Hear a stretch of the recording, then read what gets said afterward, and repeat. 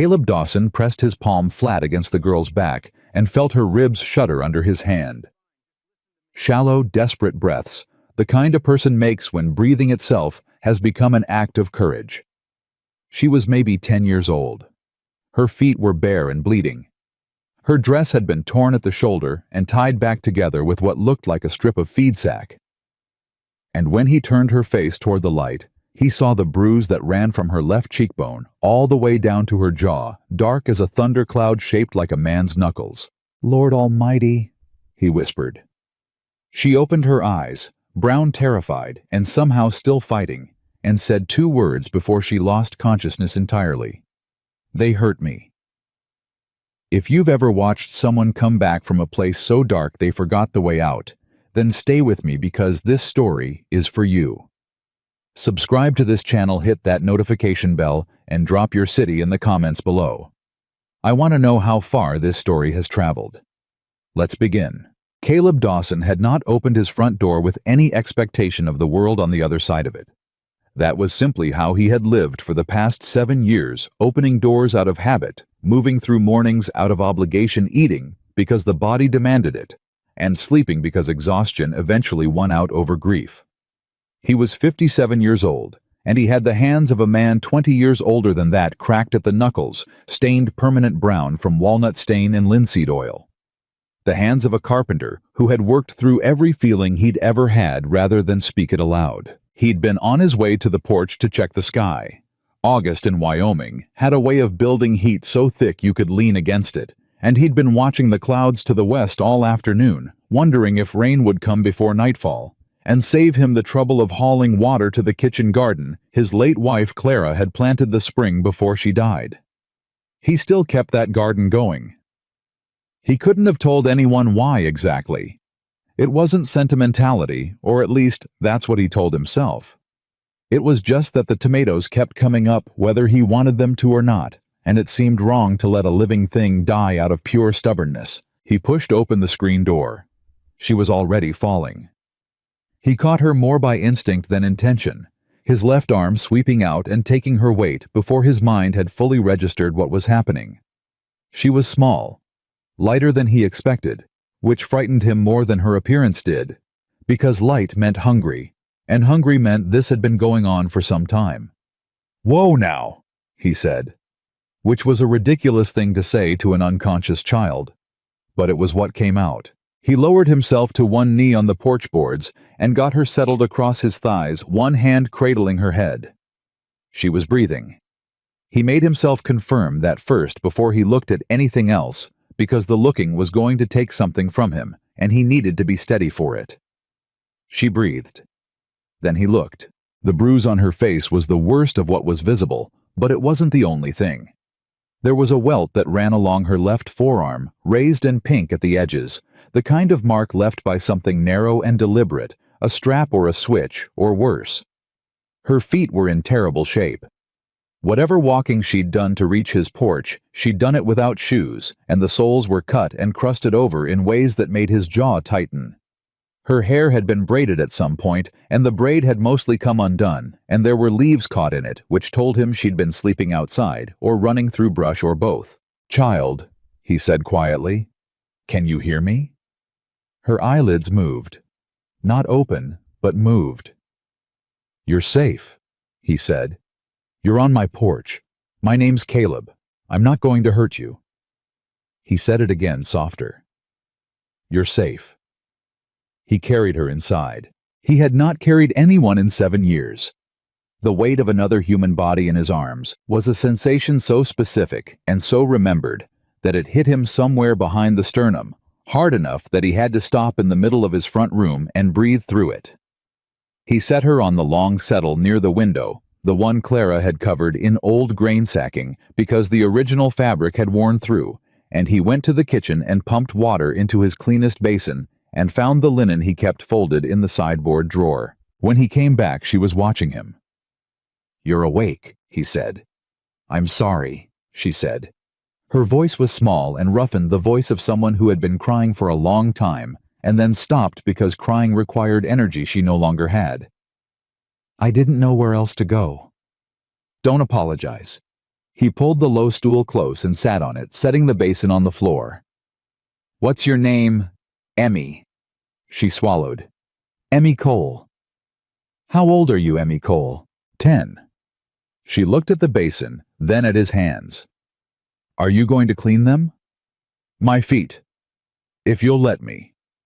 She nodded, and something in the way she nodded, careful, considered, like she was calculating the risk of trust, told him more than anything else she might have said. He worked slowly. He had cleaned enough wounds in his life to know that speed was the enemy, not for medical reasons, though those applied too, but because a frightened creature, human or otherwise, needed time to learn that the hands touching them meant something different than the hands that had hurt them. He talked while he worked. Not about anything important. The weather, the kitchen garden, the fact that he'd seen a red-tailed hawk building a nest in the cottonwood out back, which was unusual for this late in the season. She let him talk. After a while, she stopped watching his hands and started watching his face, which he took as a good sign. "Who brought you here?" he asked when he'd moved on to her arm. "Nobody. I walked." "From where?" She hesitated. "Emmy." He kept his voice even. "I'm not asking so I can send you back. I'm asking because I need to understand what happened to you." "The Cole Ranch," she said. "It's about 4 miles east." The Cole Ranch. He knew of it. Most people in Harlan County knew of the Cole Ranch, or more accurately, they knew of Darius Cole, who owned the eastern portion of it and had opinions about the western portion that had been generating legal disputes for the better part of a decade. "Is Darius Cole your kin?" Her whole body changed. It was subtle, a slight drawing inward, a stiffening in the shoulders, but he felt it under his hands. "He's my uncle," she said. Caleb set down the cloth. He looked at her arm. He looked at the welt on her face. Then he looked at her eyes, which were holding his with a steadiness that must have cost her considerable effort. "Did your uncle do this to you?" The silence lasted long enough that he thought she wasn't going to answer. Then she said, "He has a whip. Braided leather. He uses it on the horses when they don't mind." She paused. "And on other things." Caleb picked up the cloth again. His hands were completely steady. He was rather proud of that. "Where is your father?" he asked. "That's why I came here." She reached into the front of her dress, the movement careful, like it hurt to twist, and produced a folded envelope, the paper soft and water-stained at the creases. "Papa gave this to Widow Hargrove before he left for Cheyenne. She gave it to me this morning before Uncle Darius found out I was there. She said to bring it to you." Caleb took the envelope. His name was on the front. Not his full name, just Caleb written in a hand he didn't recognize. He turned it over. The seal had been broken, which meant Emmy had read it, or Widow Hargrove had, or both. "Go ahead," Emmy said. "She told me what it says." He unfolded the letter. It was 2 pages written close and careful, the handwriting of a man who'd had some schooling and used it sparingly. The man identified himself as Samuel Cole, Emmy's father, who had gone to Cheyenne to file certain legal documents and had reason to believe he might not make it back before matters at the ranch reached a critical point. He explained briefly, and without self-pity, that his brother Darius had been contesting ownership of the Western Range since their mother's death 2 years prior, that the contest had recently moved from legal maneuvering into something more direct and more frightening, and that he had hidden his copy of their mother's original will in the tack room at the main ranch house, behind the third board, on the left wall, in a tin box. He explained that the will designated the Western Range, the main house, and the Mustang herd solely to Samuel and his heirs. He explained that Darius knew this and had been trying by various means to ensure the will never saw the inside of a courtroom. And then, in the last paragraph in handwriting that was slightly less controlled than the rest, Samuel Cole wrote that if something had happened to him, and if Emmy had made it to Caleb Dawson's house, he was asking Caleb to look after his daughter. He had named Caleb in the documents as Emmy's legal guardian, should Samuel be unable to fulfill that role himself. He had also written, "I know I have no right to ask this of you. I know we are barely more than neighbors who have nodded at each other across a fence line. But Widow Hargrove says, you are a good man, and Emmy's mother said the same before she passed, and I have no one else I trust with my daughter's life." Caleb read it twice. Then he folded it back along its original creases and set it on the settle beside Emmy's knee. "Your papa is a careful man," he said. "He knew Uncle Darius would come after me." Emmy's voice was flat in the way that voices go flat when the speaker has run out of room for fear. "He came last night. I hid in the loft. But he found me this morning and he said—" She stopped, swallowed, started again. "He said I didn't have any rights to anything.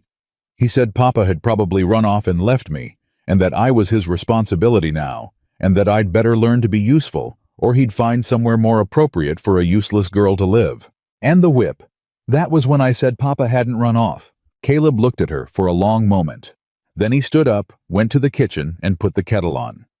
He stood at the stove with his back to the door and breathed in through his nose and out through his mouth the way Clara had taught him to do back in the days when his temper had been a problem.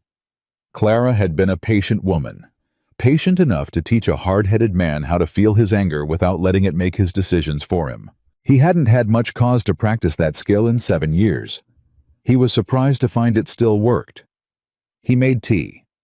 He sweetened it with the last of his sugar, which he'd been rationing since the general store had raised its prices in June, and he brought it back out to Emmy, along with what remained of the morning's cornbread, which wasn't much but was something. She ate like she hadn't eaten in 2 days, which he suspected was approximately accurate. "How bad was it?" he asked when she'd finished. "The whip." She looked at him. "Do you need to see?" "Only if you're willing." She turned slightly on the settle and lifted the back of her dress far enough that he could see her shoulders. He looked. He said nothing. She let the fabric fall. "All right," he said. "All right what?" "All right, you're staying here." He stood up. "And all right, we're going to figure out what to do about your uncle." Emmy looked at him with those 2 old brown eyes. "You don't have to do that. Papa just asked you to keep me safe. He didn't ask you to fight anybody." "Your papa asked me to be your guardian." He picked up the letter and tucked it carefully into his shirt pocket. "Far as I'm concerned, that means making the world safe enough for you to live in it. Fighting whoever needs fighting is part of the arrangement. You could get hurt. I've been hurt before." He picked up the basin and the cloth. "I survived it." She was quiet for a moment. Then she said, "Mrs. Hargrove said you lost your family." He stopped in the doorway to the kitchen, but didn't turn around. "I did," he said. "She said you haven't been the same since." "She's right." "Are you—" Emmy stopped, started again more carefully. "Are you going to be all right? Doing this?" He turned around then. She was watching him with an expression he recognized because he'd seen it in his own mirror during the first year after Clara and Rose had died, that particular combination of needing something desperately and being terrified of wanting it too much. "Emmy," he said, "I have $9 to my name, a carpenter's toolbox, and a bad knee that aches every time the weather changes. I am not by any conventional measure the ideal man for this situation." She waited. "But I gave you my word, and I don't break my word." He set down the basin. "So yes, I'm going to be all right." She looked at him for a long time. Then she looked down at her hands in her lap. "Thank you," she said. It came out very small, like she wasn't sure she deserved to say it. "Don't thank me yet," he said. "We've got work to do." He went back to the kitchen and started thinking. $9. A carpenter's tools. A bad knee. The law in Harlan County moved at its own pace, which was to say slowly, and in the direction of whoever had the most money, which at present was Darius Cole. Ward Keller. The county sheriff was not a corrupt man exactly, but he was a cautious one, and caution in the face of the Cole family's resources had historically translated into a particular kind of blindness. But Darius didn't know the will existed. Or rather, Caleb corrected himself. Pulling the letter out again and reading the relevant section, Darius knew there had been a will because he'd been present when their mother died, but he didn't know where Samuel had hidden his copy. And without the will, without a physical document, the legal case was significantly harder to make in court. The will was in the tack room.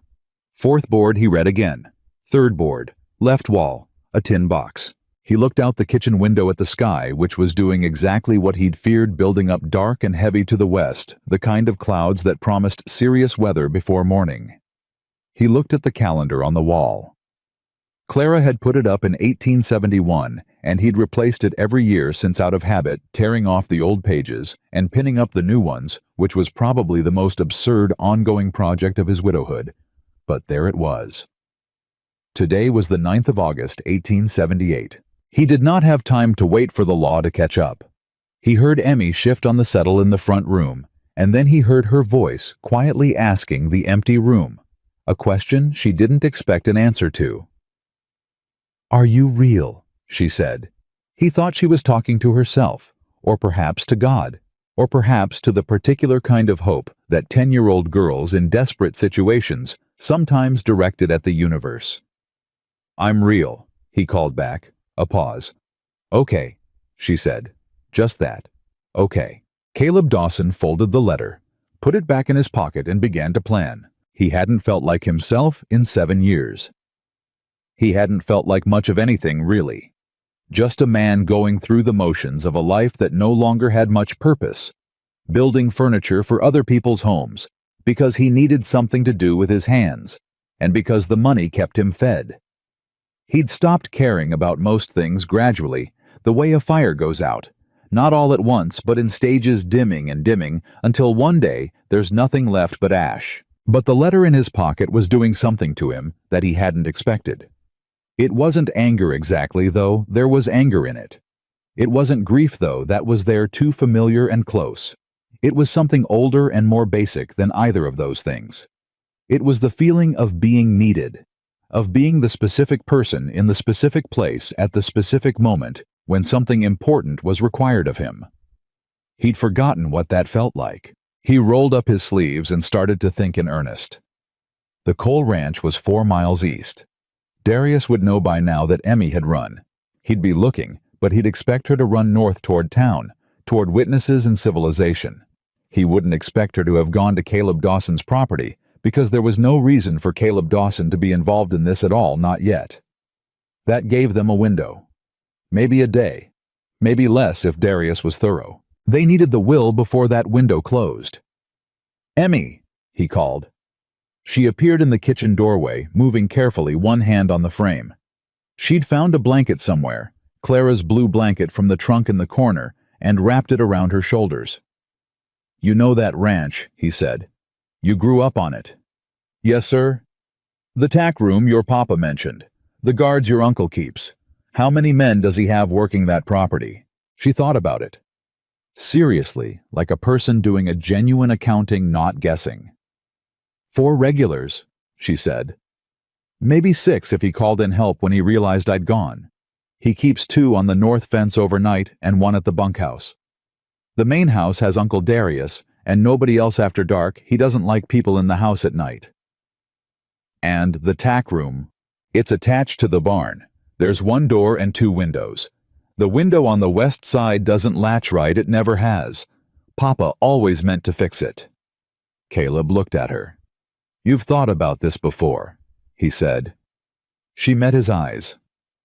"I've been thinking about it since Papa left." 7 years of grief had made Caleb Dawson a man who expected very little from the world. He had stopped being surprised by cruelty, because cruelty had become familiar, and he had stopped being surprised by kindness, because kindness had mostly stopped reaching him in quantities worth noticing. But this child, 10 years old, barefoot, welted and bruised and exhausted, had walked 4 miles on bleeding feet to bring him a letter and a plan, and was now standing in his kitchen doorway with Clara's blanket around her shoulders, explaining guard rotations like a small, solemn general. He felt something shift in his chest, something he'd thought was permanently sealed. "All right," he said. "Here's what we're going to do." Caleb told Emmy to sleep. She didn't argue, which told him how far past her limit she already was. He watched her settle onto the settle with Clara's blanket pulled to her chin, and he watched her eyes close, and he watched her body do that particular thing that exhausted children's bodies do, going from rigid and guarded to deeply, completely limp inside of about 4 minutes. He stood in the kitchen doorway and looked at her for a long moment. Then he went to work. He had a lantern, half a tin of coal oil, a coil of rope that was mostly sound, a skinning knife that needed sharpening, and a Colt revolver he hadn't fired in 3 years. He found the revolver in the bottom of the trunk at the foot of the bed, under the folded clothes he hadn't moved since Clara died, and he held it in his hands for a moment and felt the weight of it and thought about what it meant to pick something like that back up. He cleaned it, loaded it, put it in his belt. Then he sat at the kitchen table and drew a rough map from memory of the coal ranch as he understood it, and compared that to what Emmy had told him, and corrected it in several places, and sat looking at it until the candle burned down to a stub, and the night outside had gone fully black and quiet. The rain had held off. That was something. He woke Emmy at 2 in the morning. He didn't have to wake her hard. She came alert fast, the way people do when they've been sleeping in dangerous places long enough that safety stops being their default assumption. "Is it time?" she said. "Getting close?" He set a cup of water on the settle beside her. "I need to ask you something first." She sat up, wrapping the blanket around her shoulders. "All right. Your uncle's men. You said 4 regulars, maybe 6 if he called for help. Do you know their names?" "Briggs and Fowler are the ones he trusts. The others are hired hands. They work for, pay not loyalty. Papa always said Briggs and Fowler were the ones to worry about." "Briggs and Fowler," Caleb repeated. "Do they know you? Would they recognize you in the dark?" Emmy's expression went careful. "Yes, Briggs is the one who—" She stopped. "He's the one who held my arms." Caleb kept his face even. "When Darius used the whip?" "Yes."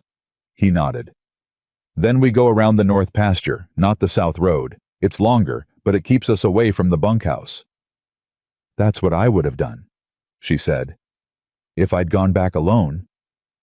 "You're not going back alone." She looked at him. "You're taking me with you. I thought you'd leave me here. You know where the board is. You know which window doesn't latch. You know the dog's name and whether it bites or just barks." He picked up the coil of rope. "I'd be walking in blind without you. But you stay close, and you do what I say when I say it. And if I tell you to run, you run and you don't stop." "Understood." Emmy stood up and let the blanket fall. She'd found a dark shawl in the trunk earlier. Clara's wool shawl, the dark brown one, and had it folded over her arm. She put it around her shoulders now, without being told, because she'd already understood that dark colors mattered on a night like this. "Understood," she said. They went out the back. The night was warm and smelled like rain, coming that particular electric smell that settles over Wyoming in August, when the sky is thinking about opening up. Caleb moved carefully, testing his bad knee on the uneven ground, keeping his hand back to check Emmy's pace every 50 feet or so. She moved quietly. Better than quietly, she moved like someone who'd had practice moving without being heard, which told him something about the kind of months she'd been living through. They didn't speak for the better part of an hour. The land east of Caleb's property rolled into low scrub and creek-bed willows before opening up again into the coal range, and they picked their way through it by starlight and instinct, Emmy slightly ahead once they crossed onto territory she knew. "The dog," Caleb said quietly when they could see the outline of the barn ahead. "Where does he sleep?" "By the kitchen door, west side of the main house. We're going to the barn. He won't come that far unless he hears something." "What's his name?" "Jasper." "Does he know you?" "He loves me." She said it without sentimentality, just as fact. "He'd come to me if he heard me, and that would make noise." Then we're quiet. They reached the barn wall and pressed against it, and Caleb listened. He could hear one of the horses shifting inside, and the distant sound of the north fence wind in the wire, and nothing else. No voices. No footsteps. The 2 men on the north fence were far enough away that they wouldn't see the barn door unless they were looking directly at it. "The window," he said. Emmy moved along the wall to the second window and put her hands on the frame and pushed, and it gave swinging inward on a hinge that whispered rather than creaked. She looked back at him. He boosted her up and through, and she dropped inside without a sound, and a moment later she had the barn door open from the inside, not wide, just enough for a man to pass through sideways, Inside the dark was total. Caleb stood still and let his eyes adjust and listened to the horses settle back into their nighttime quiet. There were 4 of them in the stalls, and one of them, a gray, near the far wall, raised its head and looked at him with calm curiosity before losing interest. "Third board," Emmy said very close to his ear. "Left wall." He felt along the wall with his hands. Old wood, rough and dry. He counted the boards from the corner. 1, 2, 3. He pressed. The board flexed slightly at the top, and he got his fingers behind it and pulled, and it came away from its peg with a soft scrape of wood on wood. Behind it, a tin box about the size of a Bible. He got it out and handed it to Emmy, who held it against her chest with both arms, like it was the most valuable thing she'd ever touched, which in every meaningful sense it was. "Open it," she said. "Not here. We open it at home with light so we can read what we've got." "But what if it's not, Emmy?" He put his hand briefly on her shoulder. "It's there. Your father knew what he was doing. We take it home, we read it properly, and then we know what we're working with." She held the box tighter and nodded. That was when they heard the voices. 2 men coming around the south side of the barn, not hurrying, but not idle, either the kind of walk that meant someone had been sent to check something specific. Caleb pulled Emmy back against the far wall without a word and put himself between her and the door. Said he saw a light near the Dawson property. That was a voice Caleb didn't recognize. Young, a little nervous. "Darius wants the whole perimeter checked. There's no light." A second voice, older, flat, dismissive. "Weather's making everybody jumpy." "I'm just saying what Darius said. And I'm saying if Darius thinks that little girl walked 4 miles in the dark with busted feet to hide at some broken-down carpenter's place, he's giving her a lot more credit than she deserves." The older voice paused. "Check the barn door, and let's get back." Caleb pressed Emmy behind him and put his back to the wall beside the door. The barn door moved. It opened 3 inches, then stopped. The man on the other side held his lantern up, and the light swept across the center of the barn floor in a wide arc, missing the far wall, where Caleb and Emmy stood by a matter of feet. One of the horses shuffled, the lantern held. Then the older voice said, "Horses are settled, door's fine. Come on." The light withdrew. The door pulled shut. Footsteps moving away south and then west, diminishing into the dark. Emmy had not made a sound. She had not moved. She had barely breathed. Caleb turned to look at her in the near darkness, and she looked back at him, and he could see in the set of her mouth and the steadiness of her eyes that she had made a decision somewhere in the last 3 inches of lantern light. A decision about fear, about whether she was going to let it own her or whether she was going to carry it and keep moving. "Ready," he said. "Yes," she said. They went back out the window. They made it to the edge of the coal property before the trouble came from a direction Caleb hadn't anticipated. He heard the horse before he saw it, hooves on hard ground, coming from the east, moving fast for this hour of the night. He put his arm out and stopped Emmy on instinct, and they pressed into the shadow of a stand of scrub willow and waited. The rider pulled up 20 feet from them and called out, not loud, but clear to someone Caleb couldn't see yet. "Briggs, hey Briggs." Another set of hoofbeats slower coming from the north. The man called Briggs. "What is it?" "Darius wants you at the house. Word came back from Cheyenne." A pause. "What kind of word?"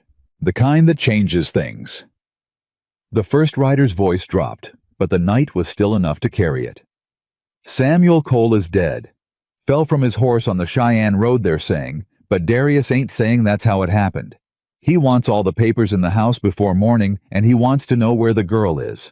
Caleb did not move. He felt Emmy go rigid beside him, a full-body stillness that was worse than any sound she could have made, and he put his hand on her arm and kept it there steady and firm, and felt her trembling against his palm. Her father was dead. The riders moved off toward the main house, and Caleb waited until he couldn't hear them anymore. And then he waited another 2 minutes, and then he turned to Emmy. She was looking at the ground. Her shoulders were shaking. "Emmy," he said. She looked up. Her eyes were dry. She had gone somewhere behind them, that place children go when the worst thing happens and the body decides that falling apart is a luxury it cannot currently afford. He said, "Fell from his horse," she said. "I heard." "Papa doesn't fall from horses." Her voice was completely flat. "He's been riding since he was 5 years old. He doesn't fall." "No," Caleb said. "I don't reckon he does." She held the tin box tighter. "Is that why he sent the letter? Because he knew something might happen to him? I think your papa was a man who planned for things he hoped wouldn't happen. That's not weakness, that's love." She breathed. It was a careful, controlled breath, the kind that is doing enormous work behind the scenes. "Darius killed him." "I don't know that yet." "I do."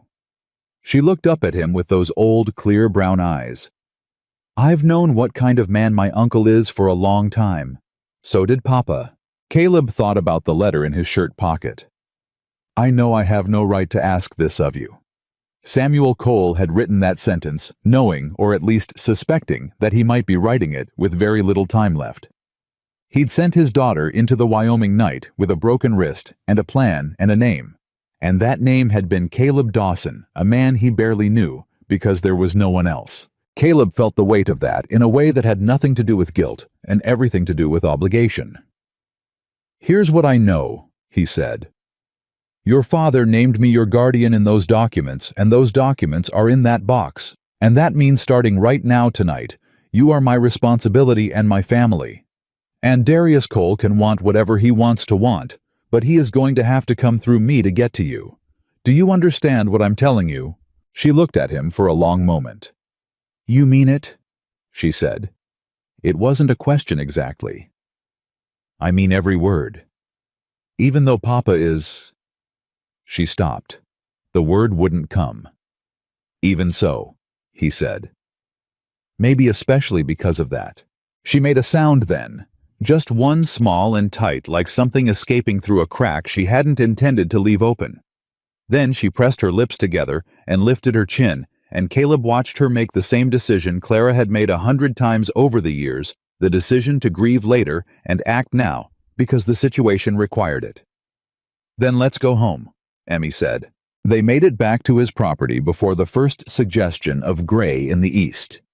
Caleb got Emmy settled at the kitchen table with the lantern lit and the tin box in front of her, and he sat across from her and they opened it together. The will was there, 2 pages formal and clear, witnessed by a notary in Laramie and dated 3 years prior. Everything Emmy had said it contained was there. The western range, the main house, the Mustang herd, all of it designated to Samuel Cole outright. And at the bottom, in a separate addendum, dated 6 months ago, Samuel had added a provision for Emmy's guardianship naming Caleb Dawson, specifically with a second notary's signature beside his own. Caleb read the addendum twice. Samuel Cole had arranged all of this 6 months ago, had planned it, had it witnessed, had hidden it away, and had trusted Widow Hargrove with the directions to find it. A man who had been watching the danger build for months and had done everything a careful man could do to protect his daughter in his absence. "He planned all of this," Emmy said. She was reading over Caleb's arm, her finger tracing the notary's seal. "He knew. He did everything right," Caleb said. "And because he did, you're going to be all right. Will the law honor it?" Her voice was careful, practical. She'd been thinking about this already. "Darius has money. He has men. Sheriff Keller. Ward Keller is a cautious man, but he's not a dishonest one." Caleb set the pages down flat on the table and looked at them. "What he is a man who needs something solid in front of him before he'll act. And this," he pressed 2 fingers lightly to the will, "is solid. This is a notarized legal document signed by a Laramie attorney. Keller can't ignore it. He won't. He might try to wait. He might." Caleb stood. "That's why we're not waiting for him to come to us." Emmy looked up. "As soon as it's light," he said. "I'm going to ride to Widow Hargrove's place and to Doc Crane's. I need witnesses who knew your condition when you arrived. I need medical documentation of your injuries, because that's evidence of what Darius has been doing that's separate from any property dispute. And then I'm going to Ward Keller's office with this will and those witnesses, and I am going to stand in his doorway until he does his job. And me. You're coming with me, every step." He looked at her. "You're the evidence, Emmy. You're walking proof that those documents matter. Nobody's leaving you alone while Darius Cole has men looking." She absorbed this. Then she said, "Caleb." "Yeah. I don't have anywhere to go.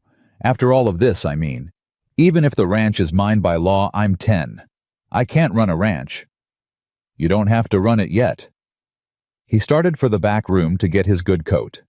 "That's what I'm for." There was a long silence. Then Emmy said quietly from the kitchen table, "Papa picked the right man." Caleb stopped in the doorway. He didn't turn around. "He gave me the chance to be," he said. "That's all any of us can ask."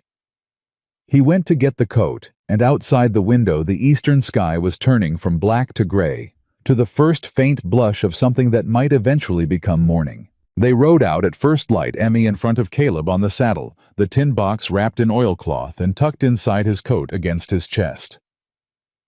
The gray mare Bess knew the road to Widow Hargrove's place well enough to find it half asleep, which was approximately the state Caleb was in after a night without rest. But the coffee he'd made before they left was doing its work, and the cool of the early morning was doing the rest, and by the time they turned up the lane to Nettie Hargrove's farmhouse, he felt something close to alert.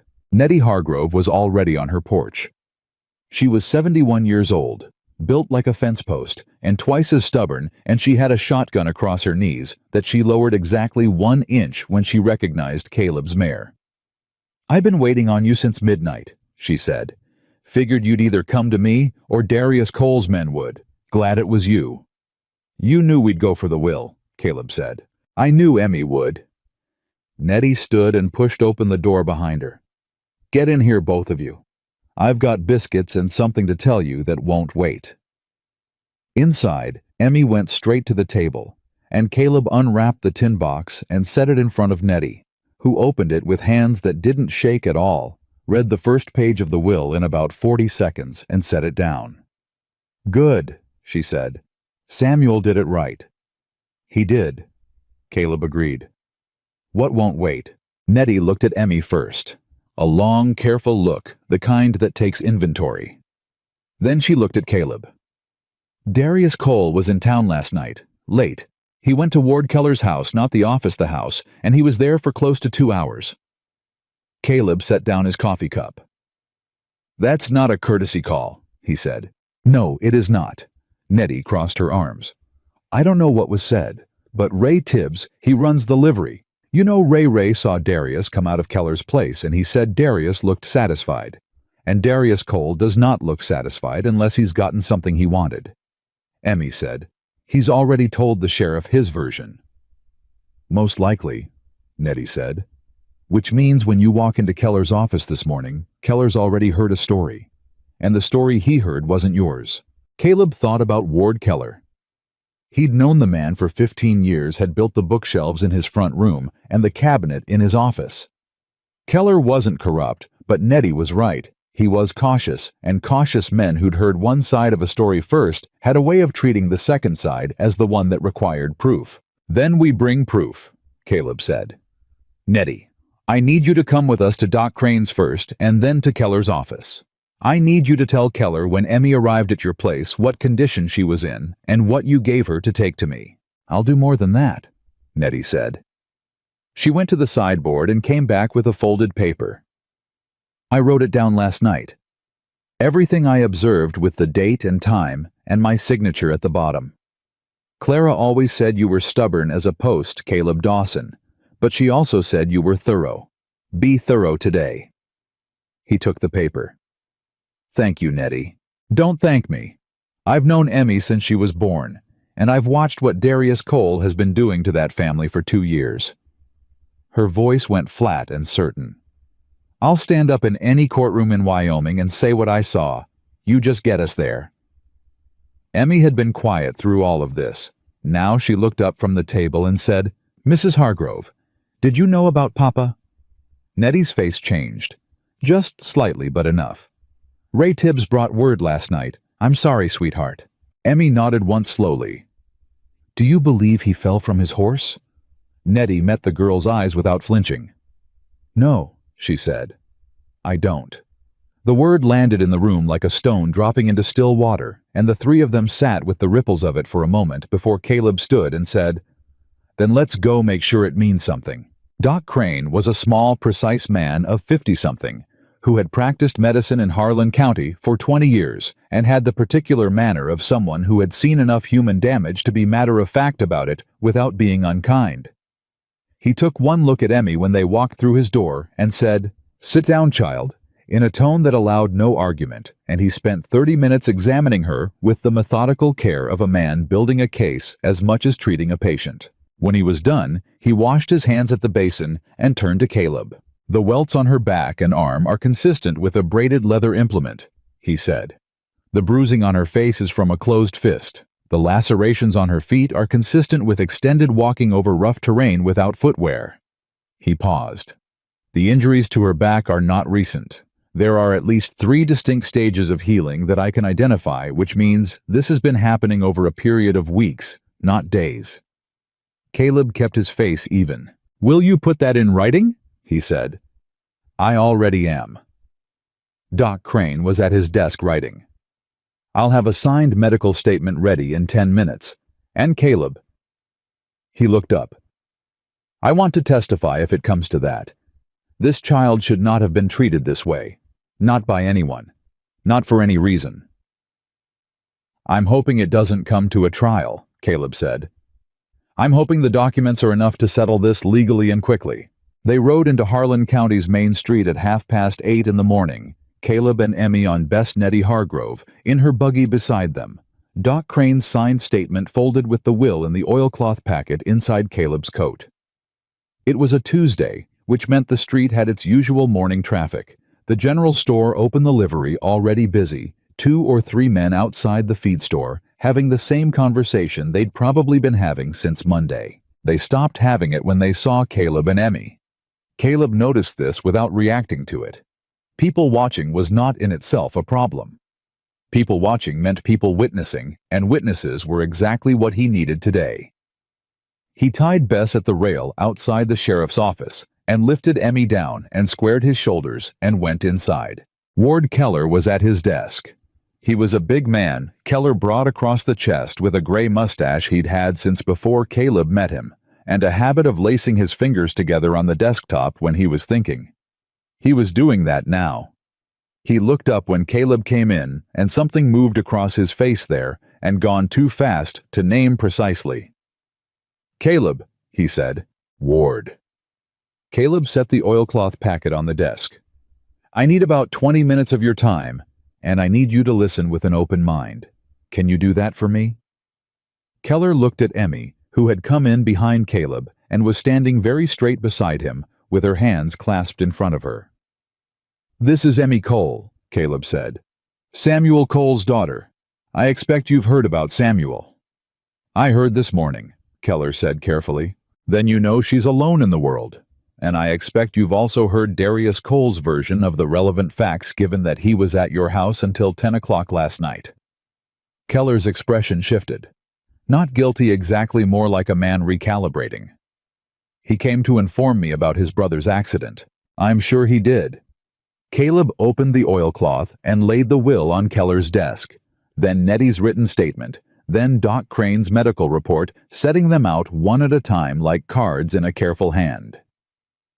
"That's Samuel Cole's will, notarized in Laramie, witnessed by 2 parties designating Emmy as his heir and me as her legal guardian. That's Widow Hargrove's sworn written account of Emmy's condition when she arrived at her home yesterday before she came to me.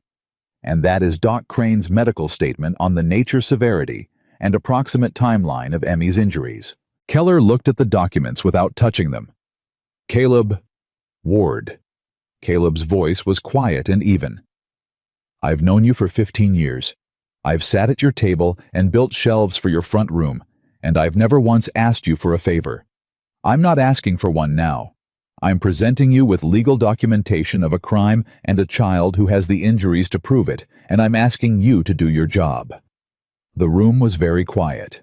Keller picked up the will and read it. Then he read it again. Then he picked up Doc Crane's report and read that. Nettie Hargrove appeared in the doorway.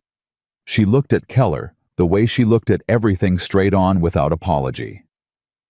"I've known Ward Keller since his mother was alive," she said, "and I know he's a good man. Good men do the right thing when the right thing is clear." She nodded at the documents. "It's clear." Keller set down the medical report and looked at Emmy directly for the first time. "Emmy, did your uncle do this to you?" Emmy looked back at him without blinking. "Yes, sir, he did." "And you witnessed this?" Keller looked at Nettie. "I witnessed the results of it," Nettie said.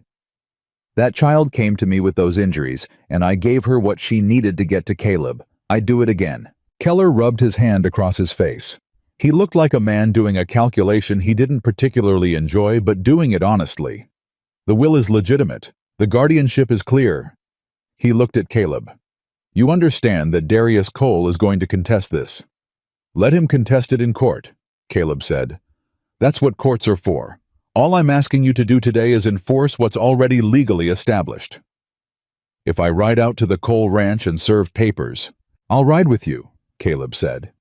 "So will I," said Nettie. Keller looked at them both. Then he stood slow and deliberate, the way large men move when they've made up their minds, and reached for his hat. "Give me an hour to get the emergency filing drawn up," he said. "And then yes, we ride." The hour felt like 3. Caleb sat on the bench outside the sheriff's office with Emmy beside him, close enough that their shoulders touched, and he felt the tension in her, the way you feel weather coming, not visible yet, but present in every nerve. "He might not honor it," Emmy said quietly. "Darius, even if the sheriff comes." "He might not," Caleb agreed. "And then what? Then what? And then Ward Keller arrests him for obstruction, and we take it before a judge, and the legal record shows that Darius Cole refused to comply with a lawful order." He looked at her. "Your uncle's power comes from nobody pushing back. The minute somebody does, he doesn't have as much as he thinks he has." Emmy was quiet for a moment. Then, "Are you scared?" The honest answer was yes, in the specific way that honest men are scared before necessary confrontations, not cowardice, but the body's accurate understanding that things can go wrong.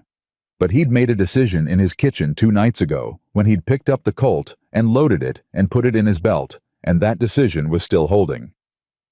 "A little," he said. "You, more than a little." She looked down at her hands. "But I'm more scared of what happens if we don't do this than what happens if we do." "That's courage," Caleb said. "That's exactly what courage is." She absorbed that. Then she said, "Caleb, when all of this is over, whatever way it goes, I want to do right by the Mustangs." Papa loved that herd. He said the Mustangs were the reason he fought to keep the ranch, not the land or the money. He said they were the last free thing left on the range, and somebody had to stand between them and the men who'd break them. Caleb thought about Clara's garden growing tomatoes out of sheer biological persistence, and the way he'd been keeping it going for 7 years for no reason he could fully articulate. "Some things are worth standing for, just because they're worth standing for," he said. "Your papa understood that." She nodded, and he could see her filing it away, somewhere deep into the place where people keep the things that sustain them through the worst of what's coming. Ward Keller came out of his office at 10 minutes before 10, papers in hand, and they rode for the Cole Ranch. They were 2 miles out when they saw the dust. Riders coming fast from the east. Not ranch hands on their morning rounds, these were men riding with purpose, spread wide, the kind of formation that meant they'd been sent out and given instructions. Keller pulled up his horse. "How many do you count?" Caleb counted. 5. "Briggs and Fowler," Emmy said. Her voice was steady. "And 3 others I don't know." The riders reached them and spread in a rough arc across the road. The man at the center was not Darius Cole. Darius wasn't here, which meant these men had been sent, which meant Darius was somewhere else, doing something else, while his men managed the road. That thought landed in Caleb's gut like a cold stone. The man at the center, big, dark-bearded, with a rifle laid across his saddle, looked at Keller first. "Sheriff," he said. Mr. Cole asks that you turn back. He says any legal matters can be addressed through his attorney in Laramie. That's not how this works, Briggs, Keller said. Mr. Cole says it is. Mr. Cole doesn't get to decide how the law works in my county. Keller held up the papers. I have a court order and a valid will and a minor child under legal guardianship. I am proceeding to the Cole Ranch to serve these documents, and I am doing it now. You can ride back and tell Darius that, or you can get out of my way. Either way, I'm going through. Briggs looked at the papers, then he looked at Emmy. Something moved in his face when he saw her, not guilt exactly, but something adjacent to it. The look of a man who knows what he's participated in and has decided not to examine it too closely. She's a Cole, he said. She belongs with her family. She belongs with her legal guardian, Caleb said.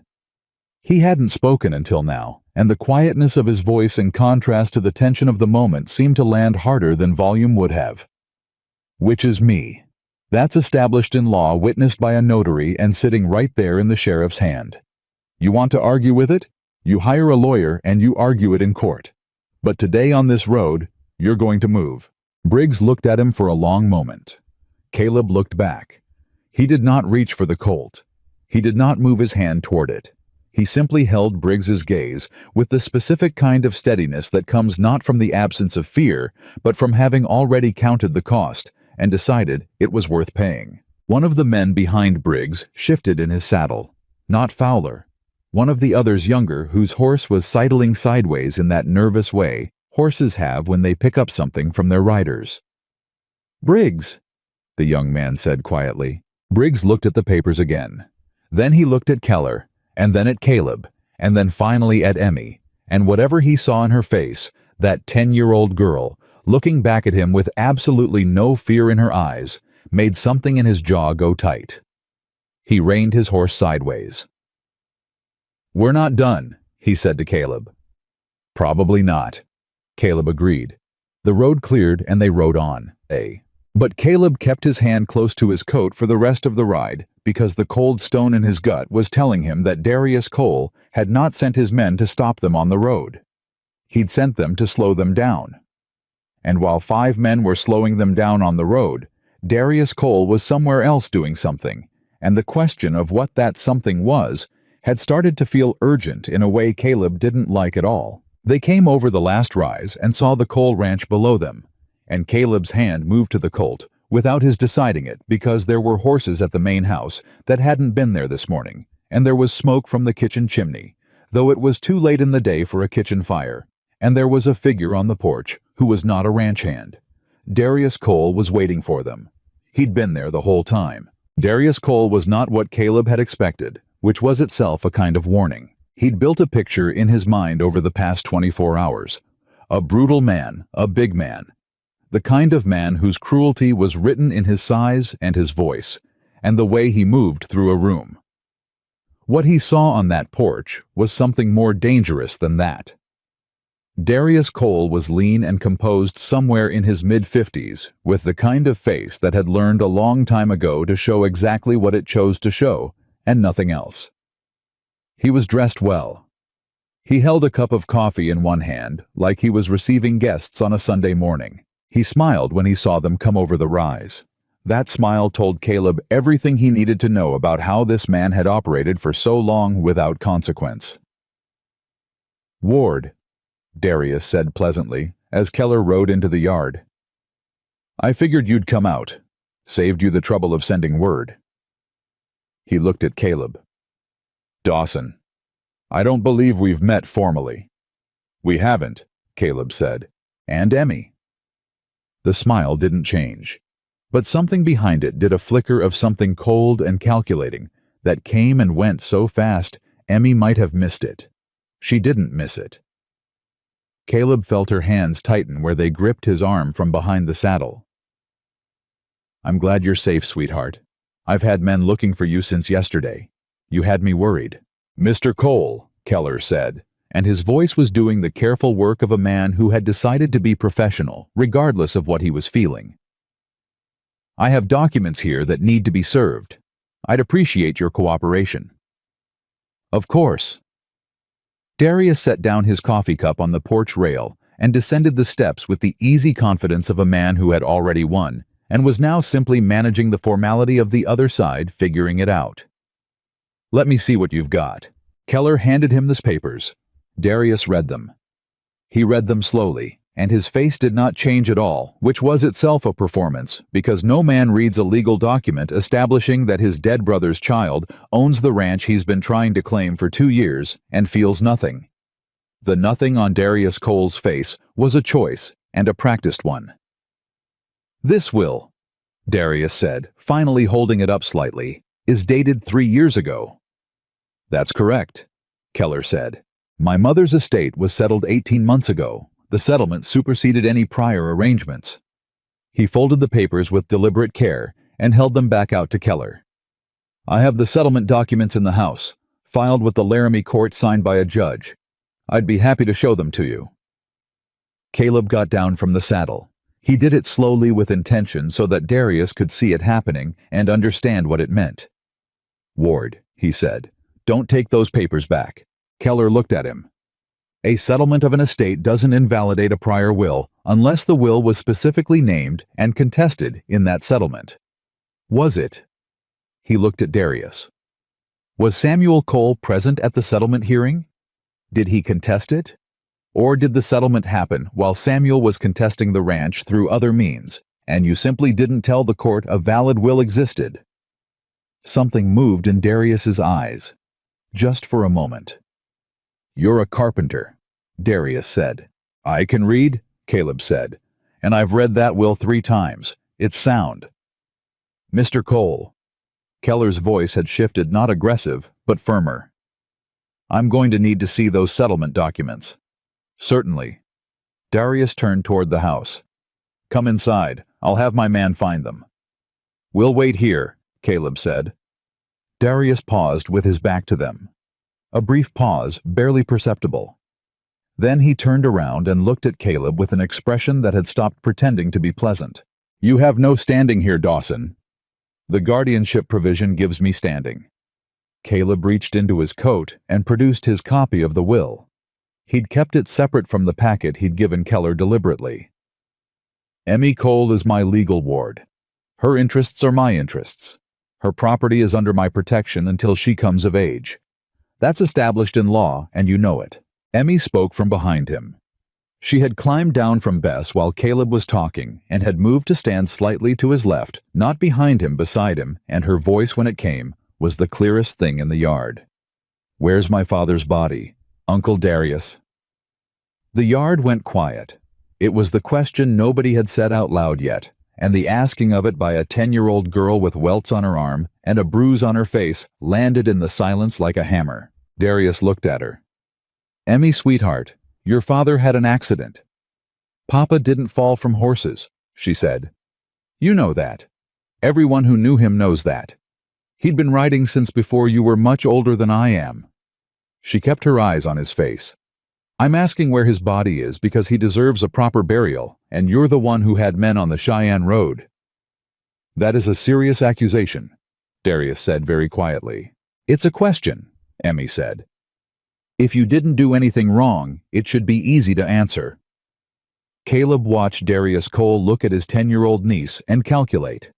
He could see the calculation happening, how much this child knew, how much she could prove, how much damage she could do simply by standing in a sheriff's yard and asking questions in that clear, steady voice. "Ward," Darius said, turning to Keller, "I'd like to speak with my attorney before this goes any further." "That's your right," Keller said. He took the papers firmly back from Darius's hand.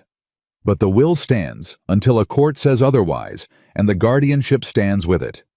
Emmy Cole goes with Caleb Dawson today. That's not negotiable." The settlement. "Bring the settlement documents to my office in town by end of day. If they supersede the will, a judge will make that determination." Keller put the papers in his coat. "Until then, this child stays with her legal guardian." Darius looked at Keller for a long moment. Then he looked at Caleb. Then finally he looked at Emmy, and there was something in that look that made Caleb shift his weight forward slightly. Not a threat exactly, but a readiness. "Fine," Darius said. He said it like a man setting something down that he intended to pick back up. For now. He went back inside and closed the door. The yard breathed again. Nettie Hargrove, who had stayed in her buggy through the entire exchange, with the stillness of a woman conserving her energy for what mattered, spoke for the first time. "That man has no intention of going to your office, Ward." "No," Keller agreed. "He doesn't." "Then what happens now?" Emmy said. Keller looked at the closed door of the ranch house. Then he looked at the men in the yard. There were 3 of Darius's hands, visible hanging back at the fence, and the bunkhouse doorway, watching. Not Briggs, not Fowler. The others, the hired men, the ones who worked for pay, and not loyalty. "Now," Keller said, "I post one of my deputies at the end of the road, and I send a wire to the circuit judge in Laramie, and I build a legal case that doesn't depend on Darius Cole's cooperation." He looked at Caleb. "You did good today. You came in with documents and witnesses, and you didn't give him anything to push against." "He'll find something," Caleb said. "He'll try." Keller gathered his reins. "But trying and succeeding are 2 different things. Let's get Emmy back to your place and get that wire sent." They were halfway down the ranch road when the sound of a horse coming fast from behind made Caleb turn in the saddle. It was one of the hired hands, the young one from the road, the one whose horse had been sidling. He rode up alongside them and pulled his horse in without ceremony, looking at Keller. "Sheriff." He was breathing hard. "My name's Pete Aldis. I've been working this ranch for 3 months. He glanced back toward the main house, then forward again. "I want to talk to you. Not here. Not with Briggs watching." Keller studied him. "What about—" Pete Aldis looked at Emmy, then at Caleb, then back at Keller. "About the Cheyenne Road," he said, "and what I saw 3 days ago." The cold stone in Caleb's gut turned over. "Ride with us," Keller said immediately. They kept moving, and Pete Aldis rode beside Keller, with the tight forward-leaning posture of a man who has made a decision and is committed to it before he can talk himself back out. "Darius sent Briggs and Fowler on Wednesday," he said. "I wasn't supposed to know where, but I helped saddle the horses and I heard the road they were taking." He swallowed. "Samuel Cole was on that road." "Did you see them come back?" Keller's voice was careful and precise. "Thursday morning, before light, both of them." Pete kept his eyes on the road ahead. "Briggs had blood on his sleeve. He said he'd cut himself on wire." Another swallow. "There wasn't any wire job done that week. I checked." Emmy made no sound. Caleb reached back and put his hand briefly on her arm, and she gripped his wrist with both hands and held on. "Will you swear to that?" Keller said. "That's why I'm telling you," Pete said. "I hired on here for ranch work. I didn't sign up for—" He stopped. "I didn't sign up for this. You'll need to come to my office and make a formal statement." "I know it." He looked over his shoulder once more. "But I'm not going back to that ranch. Whatever Darius is paying isn't worth what I'd be covering up." Keller nodded. "You'll ride with us then." They made it back to Harlan's Main Street by noon, and the wire to the Laramie Circuit Judge went out within the hour. Pete Aldis gave his statement in Keller's office with Caleb and Nettie as witnesses, his voice steady throughout, in the way that voices are steady when a person is holding themselves together through sheer determination. When he was done, he looked older than he had on the road. "What happens to me now?" he said. "Nothing bad," Keller said. "You did the right thing. Briggs will come after me when he finds out I talked. Then you stay in town for now." Keller looked at Caleb. "You got room?" "I've got a loft," Caleb said. "It's not comfortable, but it's safe." Pete looked at Emmy, who had been sitting in the corner of Keller's office through the entire statement, silent, and contained processing things in that interior way she had that Caleb was beginning to recognize as her particular form of strength. "I'm sorry about your father," Pete said. "He seemed like a decent man, from what I could tell." Emmy looked at him for a moment. "He was," she said simply. The afternoon shifted and settled, and for a few hours it seemed like the machinery of law and documentation might be enough that the wire to Laramie the sworn statements, The medical report, the will itself, might create a structure solid enough to hold Darius Cole at bay until a judge could make it permanent. Then at 3:30, Ray Tibbs from the livery came through the door of the sheriff's office at a pace that told Caleb before a word was spoken that something had changed. "Darius Cole just rode into town," Ray said. "Him and Briggs and Fowler and 2 men I've never seen before. They're at the land office."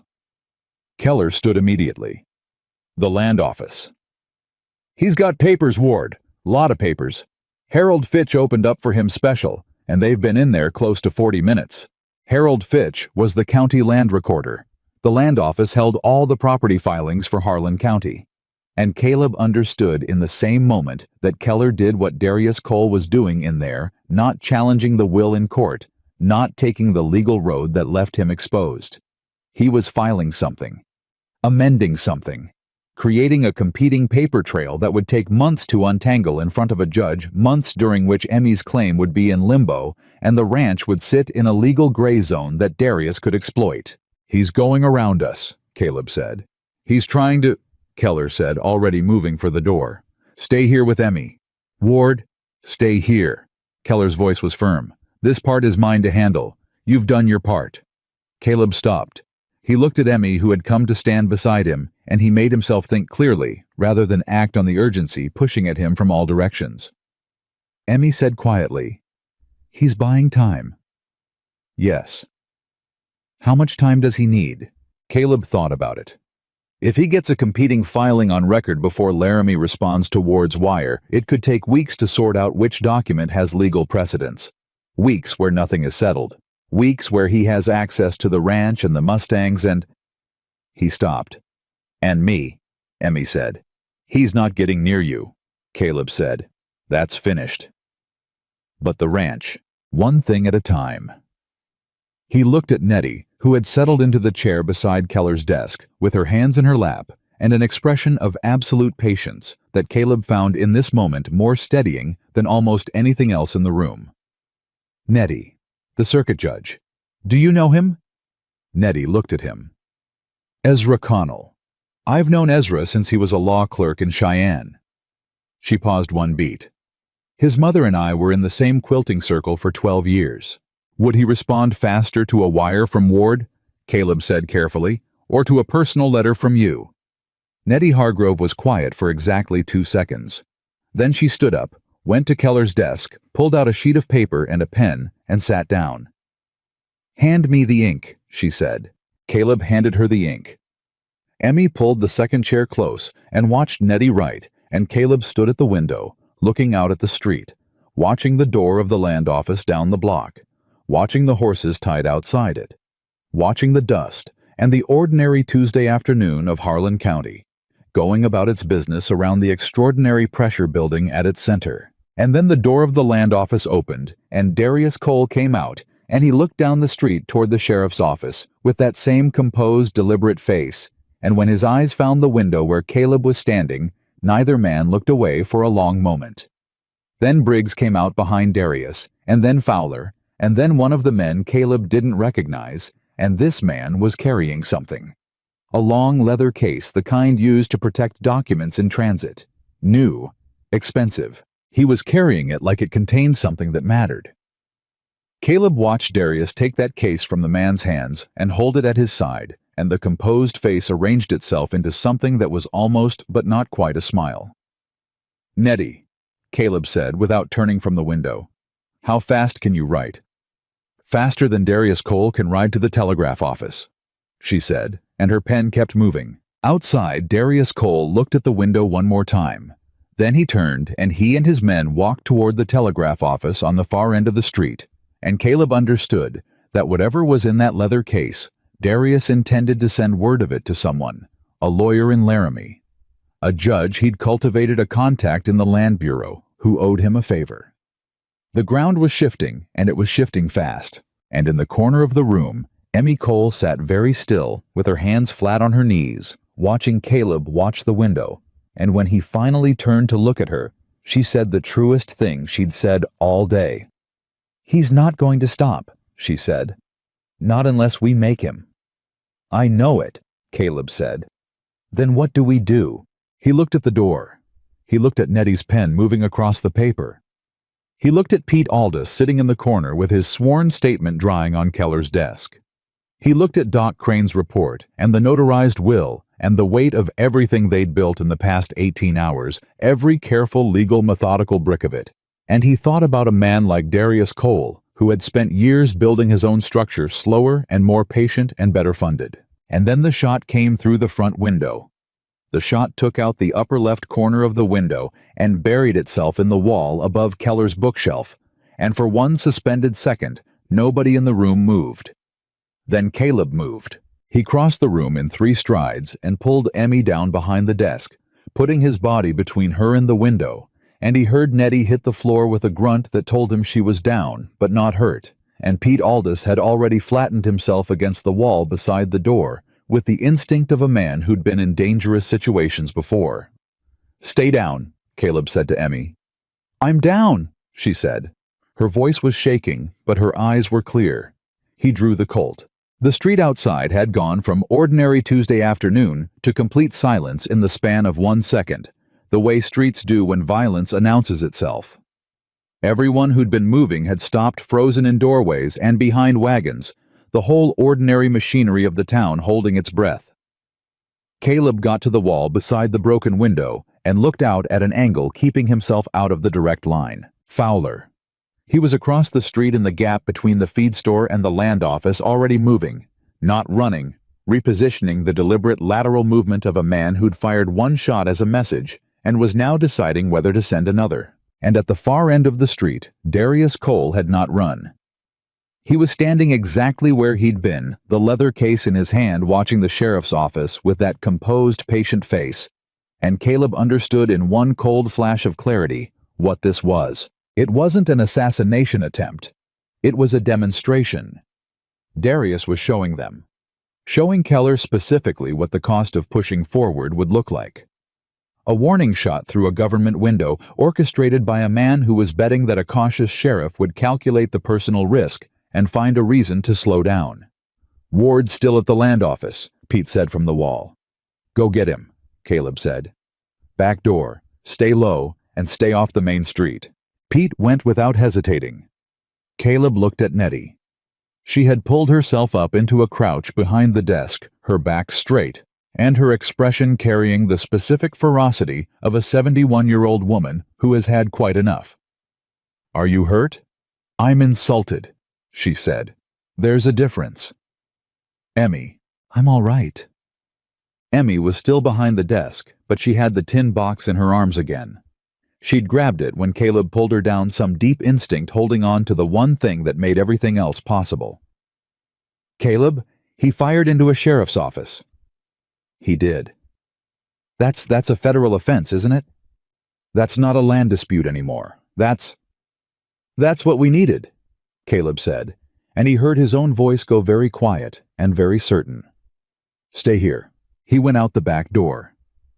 He came around the south side of the building at a low angle, using the water trough for cover, and he came up on the feed store side of the street, moving fast and quiet with the Colt in his hand, and 7 years of grief, and 2 days of accumulated fury, doing something very useful in his chest, not blinding him, not making him reckless, but sharpening everything down to a single clear point. Fowler heard him coming. He turned fast, bringing his rifle up. Caleb was faster. Not with the gun, he didn't fire. He stepped inside the rifle's angle and hit Fowler's forearm with his left hand, knocking the barrel aside, and then he had the man's wrist locked and the Colt pressed under his chin, and the whole thing had taken approximately 2 seconds. "Put it down," Caleb said. Fowler put it down. "Now you're going to walk with me back to that sheriff's office, and you're going to sit in a cell, and you're going to wait for Ward Keller to decide what to do with a man who fires into a government building." He tightened his grip on the wrist.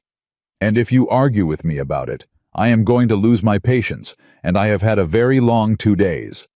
Fowler did not argue. Keller came around the corner of the land office at a run with Pete Aldous behind him, and he stopped when he saw Caleb walking Fowler across the street with the Colt in his back, and something in Keller's face settled into a resolve that had not been quite there before. The warning shot had done the opposite of what Darius intended. Darius Cole, Keller said, and his voice carried down the whole length of the street, loud and deliberate, meant to be heard by everyone in every doorway and behind every wagon. You are under arrest for conspiracy to discharge a firearm at a peace officer and for the obstruction of lawful court proceedings. Come away from there and put your hands where I can see them." Darius Cole looked at Keller for a long moment. He looked at Fowler in Caleb's grip. He looked at the street around him, at the people watching from doorways, at Ray Tibbs, who had come out of the livery with his arms crossed, at Harold Fitch, who had emerged from the land office and was standing 2 feet from Darius, with an expression of profound discomfort, at Nettie Hargrove, who had appeared in the doorway of the sheriff's office, with a posture that made it absolutely clear she was prepared to be the last woman standing. He looked at all of it, and Caleb watched him calculate, and for one moment the calculation tipped. Caleb saw it, saw the weight of the options, saw Darius considering whether the 2 men at the far end of the street were still his, whether this could be recovered. Then Emmy walked out of the sheriff's office. She walked out slowly and deliberately, the tin box under one arm, and she came to stand beside Caleb on the street, and she looked at her uncle across the distance between them, and she didn't say anything at all. She just stood there. 10 years old, barefoot, still bruised, steady as a post in rock. Something went out of Darius Cole's face. Not the composure. The composure was still there right up until the moment it wasn't. What went out was the certainty beneath it. The bedrock certainty of a man who had never been genuinely stopped before, and had therefore stopped believing that stopping was possible. He handed the leather case to no one, just set it on the hitching rail beside him, and he put his hands up. Keller crossed the street and put the cuffs on Darius Cole himself. Briggs, it turned out, had seen the whole thing from the far end of the street. He rode out before anyone thought to stop him, which Keller noted, and wired ahead to the next county before the hour was out. But Briggs, without Darius Cole, was a man without an employer, without a purpose, and without the legal cover that Darius's money had provided. He would be found. The law was patient about such things when it had a reason to be. What came next was not quick. Caleb had not expected it to be quick. Justice, through legal and institutional means, moved at the pace of paperwork and circuit judges and witnesses who had to be deposed, and documents that had to be verified and filed and argued over by men in offices in Laramie who had never set foot in Harlan County. It was not dramatic. It was not satisfying in the immediate gut-level way that the moment of Darius putting his hands up had been satisfying. But it was permanent. Judge Ezra Connell arrived from Laramie 11 days after Nettie's letter reached him, 11 days, which was faster than the wire alone would have managed, which told Caleb something about the quilting circle. He reviewed the will, the settlement documents Darius had filed, Pete Aldis's sworn statement, Doc Crane's medical report, and 3 additional witness statements that Keller had collected in the intervening days from ranch hands who had decided, in the absence of Darius Cole's paycheck and his protection, that their conscience had been waiting long enough. The settlement Darius had used to obscure the will was declared procedurally fraudulent. Samuel Cole had not been notified of the hearing, a notification that was legally required, which meant the settlement had been obtained through deliberate concealment. The original will stood. Emmy Cole was confirmed as sole heir to the Cole Ranch, the Western Range, and the Mustang herd. Caleb Dawson was confirmed as her legal guardian. Connell read the ruling from Keller's office, with Emmy sitting in the chair across from his desk, and Caleb standing behind her with his hand on the back of the chair. And when it was done, the judge looked over his glasses at Emmy and said, "Do you understand what this means, young lady?" "It means the ranch is mine," Emmy said. "It means the ranch is yours," Connell agreed. "And it means nobody can take it from you." Emmy nodded once. She looked down at her hands, which were folded in her lap. Then she looked up. "What happens to my uncle?" Connell glanced at Keller, who had been standing by the window. "Darius Cole faces charges for conspiracy in the discharge of a firearm at a peace officer for fraudulent filing of estate documents, and for the criminal assault evidenced in the medical report. The matter of your father's death is under separate investigation by the county prosecutor." He paused. "It will take time, but the evidence is substantial." "Will he go to prison?" "That is for a jury to decide." Connell said carefully. But the evidence is substantial, he repeated, and the second time he said it carried the weight of a man who had read the file and formed his own opinion. Emmy was quiet for a moment. Then she said, "My father deserved better than what happened to him." "Yes," Connell said simply. "He did." It was Nettie Hargrove who organized the community supper 3 weeks after the ruling.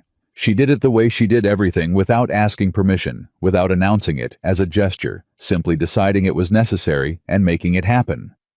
She showed up at Caleb's door on a Tuesday morning and told him there would be food at the church hall on Saturday, and that he and Emmy were expected, and that was the entirety of the conversation.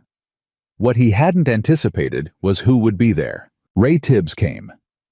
Harold Fitch came with the slightly apologetic manner of a man who knows he opened his office for the wrong person and is looking for a way to make the ledger balance. Doc Crane came. Pete Aldis came, having taken a job at the Tibbs livery that suited him considerably better than working for Darius Cole had. 3 of the former ranch hands came, the hired men who had stood at the fence and the bunkhouse doorway during the confrontation at the Cole ranch and had subsequently made their own calculations and their own decisions. And the people of Harlan County who had watched from doorways and behind wagons on that Tuesday afternoon, who had seen a 10-year-old girl walk out of a sheriff's office and stand in a street and face down a man twice her age and 3 times her power, those people came too. Not all of them, but enough. Emmy moved through the hall with the careful, observing quality she brought to everything, and Caleb watched her from near the door and saw the exact moment the evening shifted for her, when Nettie took her hand and introduced her to people as Emmy Cole.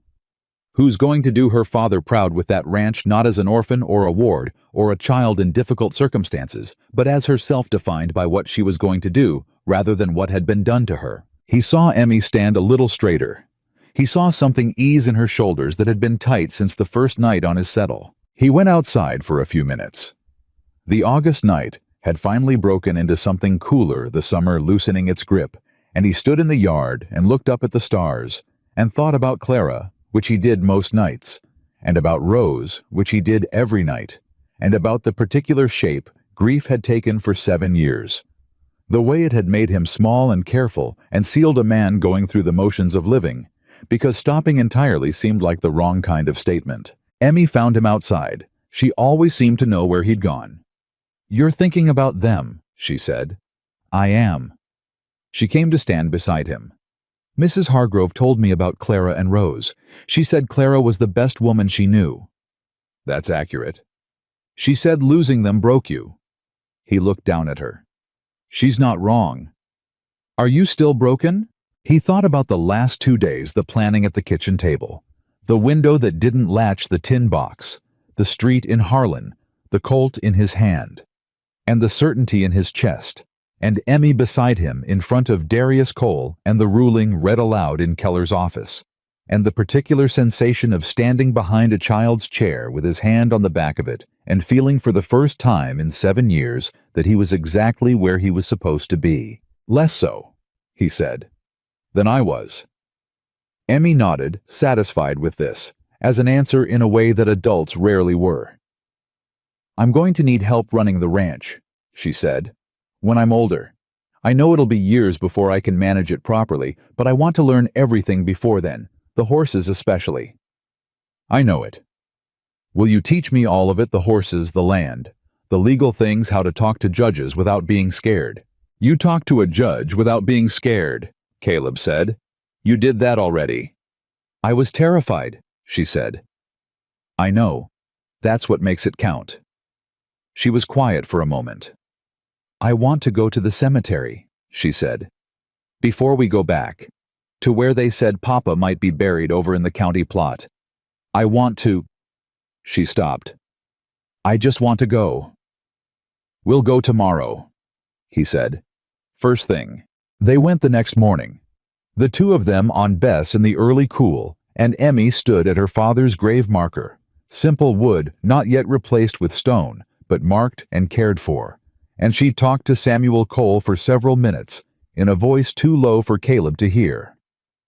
He stood back and let her have it, the privacy of grief, the specific conversation between a daughter and a father that no one else was meant to witness. When she came back to where he stood, her eyes were red, but her face was composed. I told him about you, she said. What did you tell him? I told him he picked the right man. She looked up at Caleb. Same as I told you. He felt that settle somewhere deep in the place where sealed things live. He didn't say anything for a moment. Then he said, Your father loved you enough to plan for every possibility and trust a stranger with your life. That's not a small thing. That's the biggest thing a man can do. He trusted you, Emmy said. That wasn't nothing. No, Caleb said. It wasn't. They rode back to the ranch. Emmy's ranch. The coal ranch, the western range, spread out in the morning light with the Mustang herd moving along the far fence line, those rough, beautiful horses that Samuel Cole had called the last free thing left on the range.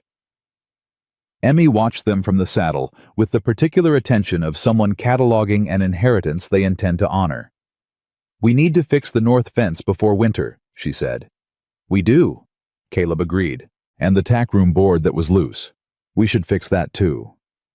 I'm a carpenter, he said. That's what I do. She turned to look at him over her shoulder, and for just a moment she looked exactly like what she was 10 years old. A child with a child's face, not the composed, careful, too-old creature that circumstances had required her to be. She looked like a girl who had just remembered that some things might turn out all right. Caleb, she said. Yeah, I'm glad it was your porch. He looked at the Mustangs on the fence line and thought about a screen door and a summer night, and 2 words spoken by a child in the dark. And he thought about Clara's garden, still growing tomatoes out of pure stubbornness, and he thought about the colt in the bottom of the trunk under folded clothes he hadn't moved in 7 years, and he thought about what it meant to be the specific person in the specific place when something important was required. So am I, he said. They rode in through the gate of the Cole ranch together, the carpenter and the girl, and behind them the Mustangs ran the length of the fence. In the morning light, wild and stubborn and free, and the gate swung shut, and the work of building something worth having finally began. Like 1,015, yeah. I'm probably, yeah, we'll see. We'll see how much they decide to give me. Hopefully it's a good amount. That means that I'll be able to like extend out the severance as well. I've budgeted that as of right now. Well, there's a lot at stake, right? But for the most part, I have about 6 months of potentially, well, including unemployment, I have like 6 months of that I can stay unemployed type of thing, if that makes any sense. So,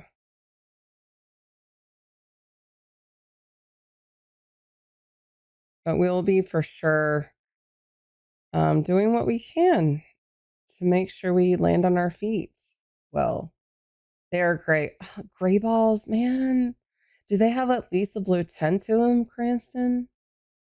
At least like a blue hue. You know what I mean? You should take whatever they give you. You have them paying into it. It's literally your money. Yeah, exactly. 100%. I mean, hell, like the last 9 years. Oh, I definitely. Oh, I mean, I've been paying into it for eons. I did, the last time I took from unemployment was over a decade ago. Probably more like 12, 13 years ago, I think was the last time I had to. So, so I'm very thankful for the years